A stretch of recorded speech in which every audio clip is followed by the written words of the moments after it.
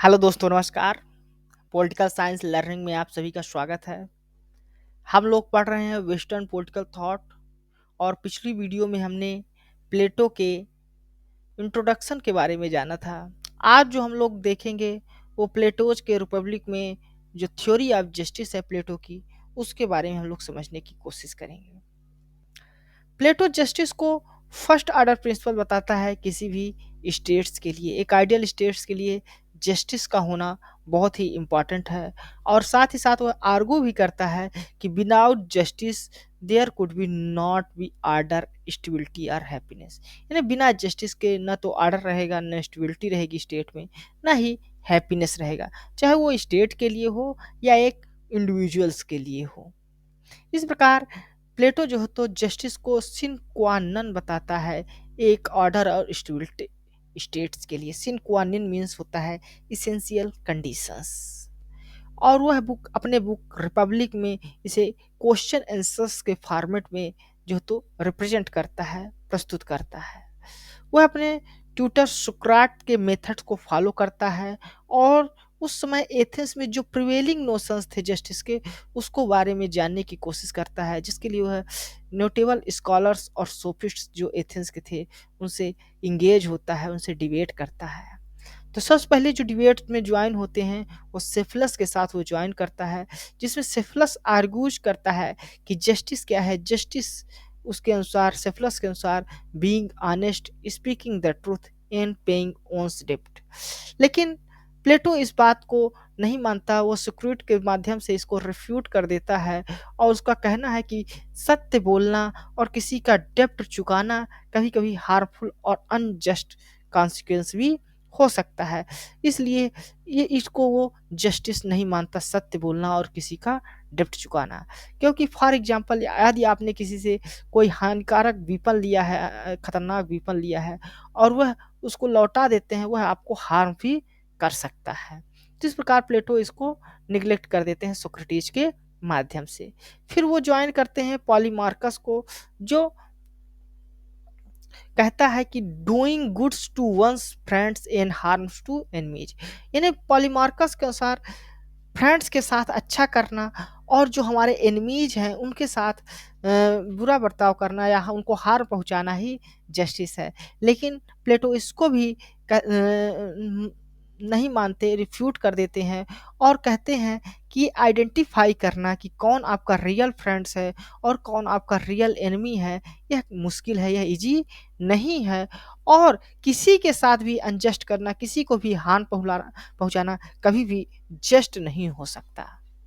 इसके बाद जो नेक्स्ट सोफिस्ट डिबेट में शामिल होते हैं वो हैं थ्रेसिमार्कस, और वो आर्गूट करते हैं, वो कहते हैं कि जस्टिस क्या है। जस्टिस है एडवांटेज ऑफ स्ट्रांगर, यानी जो रूलर होता है उसी का एडवांटेज होता है। इस प्रकार इस जस्ट होने से अच्छा तो है अनजस्ट होना। लेकिन प्लेटो इसको भी रिफ्यूट कर देते हैं और कहते हैं कि इनजस्टिस कभी भी जस्टिस से अच्छा नहीं हो सकता। यदि रूलर की तरह कार्य करता है तो इसमें कोई भी इनजस्टिस नहीं है, जबकि ये जस्टिस ही उसको मानते हैं। नेक्स्ट जो आते हैं डिबेट में वो ग्लूकोन और एडिमांटस आते हैं। वो आर्गूट करते हैं कि कभी भी जो इंसान होता है उसके अंदर इंट्रिंसिकली जस्ट नहीं होता, वह कभी भी इंट्रिंसिकली आंतरिक रूप से जस्ट नहीं होता, वह हमेशा सेल्फिश और कैलकुलेटिव होता है। मैन हमेशा सेल्फिश और कैलकुलेटिव होता है। इस प्रकार कोई भी इंट्रिंसिक वैल्यू नहीं है जो अपने आप में खुद जस्ट हो, बल्कि यह उसके प्रभाव पर निर्भर करती है कि किसी चीज का प्रभाव कैसे पड़ता है। प्लेटो इस बात को भी रिफ्यूट कर देता है, क्योंकि उसका मानना है कि केवल cold calculation of rational self interest को कभी हम लोग जस्टिस नहीं कह सकते, और उस अनुसार कार्य करना और फिर खुद के गुड्स को जस्ट बताना, ये कभी भी जस्टिस नहीं हो सकता। इस प्रकार प्लेटो इन सभी जो प्रिवेलिंग नोशन जस्टिस के थे उनको रिजेक्ट करते हैं और खुद का अपना एक जस्टिस का कॉन्सेप्ट देते हैं, खुद का कॉन्सेप्ट जो स्टेट्स यानी पुलिस और इंडिविजुअल दोनों के लेवल के लिए लागू होता है। वो स्टेट्स को एक स्टेट में जस्टिस को एक ऑर्गेनिक आइडिया के रूप में प्रेजेंट करते हैं, जिसमें वो तीन क्लासेस में स्टेट को डिवाइड करते हैं।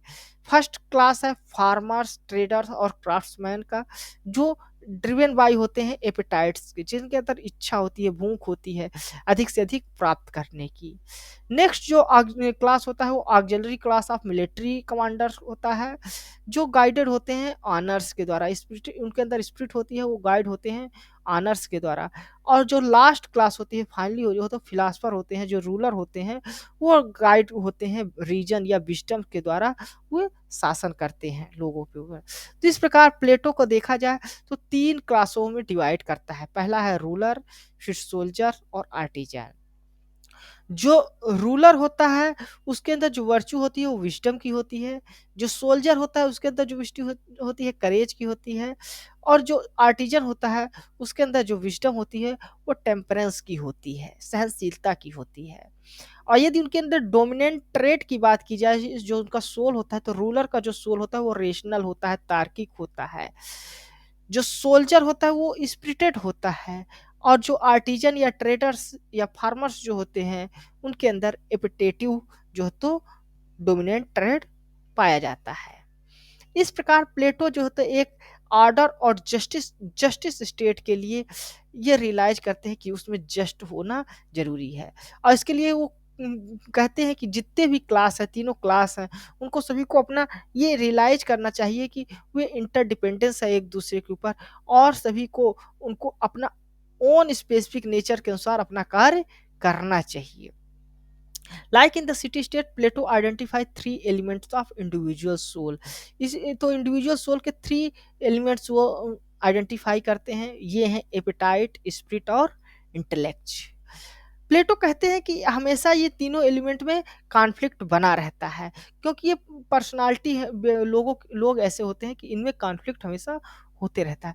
इसलिए अगर एक जस्ट स्टेट में हमको रहना है, एक आइडियल स्टेट में रहना है, सभी को हारमोनियस और जस्ट लाइफ जीना है, तो इंडिविजुअल को हमेशा, जो इंडिविजुअल है उसको सबऑर्डिनेट होना चाहिए एपेटा, जिसके अंदर सबऑर्डिनेट स्पिरिट और एपेटाइट को सबऑर्डिनेट होना चाहिए किसका, रीजन या इंटेलेक्चुअल का।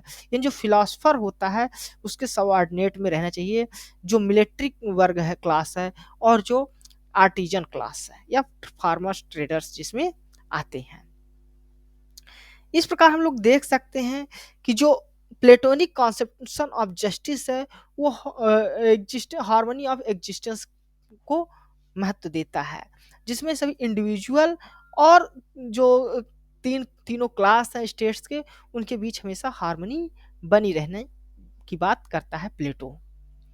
तो इस प्रकार प्लेटो आइडेंटिफाई करता है अपने कॉन्सेप्ट ऑफ जस्टिस में कि जितने भी क्लास हैं वे बिना किसी एक दूसरे के काम में इंटरफियर करें, जो उनके लिए सुटेबल है, बेस्ट सुटेबल है, उस कार्य को करना चाहिए। तभी हम लोग एक जस्ट स्टेट अचीव कर सकते हैं, एक आर्डर अचीव, जो स्टेट है उसमें आर्डर मेंटेन कर सकते हैं। तो इस प्रकार हम लोग देखा जाए तो प्लेटो का जो कॉन्सेप्ट ऑफ जस्टिस है वो 2 प्रिंसिपल्स पर आधारित है, जिसमें पहला प्रिंसिपल है इंटरडिपेंडेंस का, और दूसरा प्रिंसिपल्स है वर्क स्पेशलाइजेशंस का। यानी सभी के लिए एक वर्क बताया गया है कि आपको क्या कार्य करना चाहिए। तो इस प्रकार प्लेटो सभी को जो तो एक हार्मोनियम एग्जिस्टेंस के लिए सभी को बताता है कि आपके नेचर के अनुसार आपको कार्य करना चाहिए। और यह 3 क्लास में जो वर्क को डिवाइड कर देता है, ये एक स्टेट के लिए एसेंशियल कंडीशन है to achieve full potentiality of the individual as well as states. दोनों को आगे बढ़ने के लिए, डेवलप होने के लिए, ये तीनों क्लास को वर्क जो डिवाइड किया गया है उसको करना जरूरी है। However, for many, this his theory of justice could be appear as egalitarian. बहुत लोग उसको इनइगैलिटेरियन मानते हैं, यानी यह समता मूलक नहीं है, असमानता पर आधारित है, क्योंकि यह 3 क्लास में डिवाइड करते हैं प्लेटो। It differentiate among the men based on their talents and also divide them into classes. Second, जो इस क्रिटिसिज्म करते हैं प्लेटो के, वो कहते हैं कि one individual could be talented in only one skills, but यानी प्लेटो का कहना था कि एक इंडिविजुअल जो है तो केवल एक ही टैलेंट में स्किल हो सकती है उसके अंदर, और उसी के अनुसार उसको कार्य करना चाहिए। लेकिन इनके क्रिटिक्स का मानना है कि एक पर्सन एक से अधिक फील्ड में भी टैलेंटेड हो सकता है। इनके क्रिटिक कहते हैं कि मान लीजिए कोई एक गुड सोल्जर है, तो उसके अंदर एक गुड ट्रेडर या गुड फिलोसफर भी हो सकता है। यानी वो एक गुड सोल्जर जो है तो गुड ट्रेडर और गुड फिलोसफर भी हो सकता है। इस प्रकार हम लोग लिमिट नहीं कर सकते किसी को किसी एक ही सेटअप ऑफ स्किल्स में। However, despite these obvious limits and criticism, Plato's theory of justice continued to inspire many generation of thinkers. ये कुछ लिमिट्स और क्रिटिसिज्म होने के बावजूद भी हम लोग देख सकते हैं कि जो प्लेटो का थ्योरी ऑफ जस्टिस था, वो हमेशा जो भी थ्योरी ऑफ जस्टिस पे बात करता है उसको इंस्पायर करता है और उनके आइडियाज से कहीं ना कहीं प्रभावित रहता है। और वह आज भी प्लेटो के जो थ्योरी ऑफ जस्टिस है उसको अपने एक्सप्लेनेशन में कहीं ना कहीं कंसीडर करने की कोशिश करता है, या उसके जो प्लेटो के आइडिया ऑफ जस्टिस है वो कहीं ना कहीं उसके आइडियाज में आ जाते हैं। तो ये रहा प्लेटो के थ्योरी ऑफ जस्टिस का कॉन्सेप्ट। यदि आपको यह वीडियो अच्छा लगा है तो आप हमारे इस वीडियो को लाइक कर दीजिए, साथ ही साथ हमारे इस चैनल को सब्सक्राइब कर लीजिए। धन्यवाद, थैंक यू।